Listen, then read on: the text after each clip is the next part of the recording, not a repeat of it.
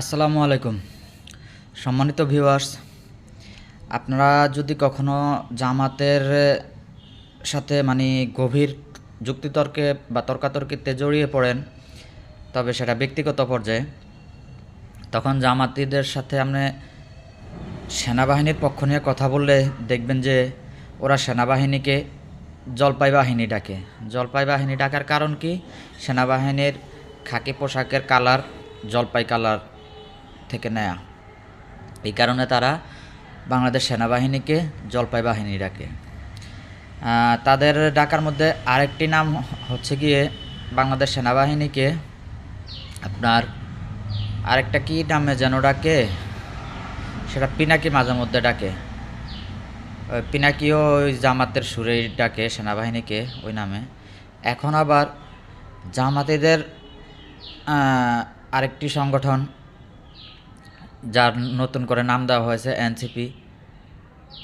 এনসিপির কর্মীরা সেনাবাহিনীকে উত্তরপাড়া বলে ডাকে।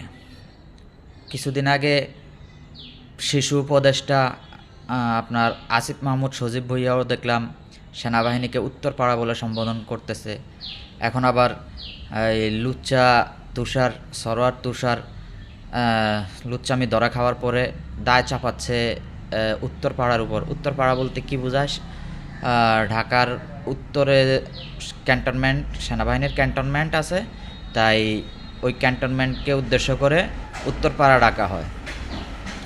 তো এই যে বাংলাদেশ বিরোধী অপশক্তিগুলোকে বলে দিতে চাই, বাংলাদেশের স্বাধীনতা সার্বভৌমত্বের প্রতীক হচ্ছে সেনাবাহিনী। সেই সেনাবাহিনীকে আপনারা জলপাই বাহিনী, উত্তরপাড়া আরও বিভিন্ন নামে যে ডাকতেছেন, এর খেসারত মনে করেন আপনার জনগণ দেবে না, এর খেসারতগুলো আপনারাই দিতে হবে। একটু সময়ের অপেক্ষা, একটু ধৈর্য ধরতে হবে। আপনাদের ৭১-এ হয়তো শিক্ষা হয়নি, ৭১-এর পরবর্তী বাংলাদেশে আপনারা রাজনীতি করার সুযোগ পাচ্ছেন, সুযোগ দেওয়া হচ্ছে আপনাদেরকে। এটা হয়তো বাঙালি জাতির ভুল, বাঙালি জাতির অপরাধ।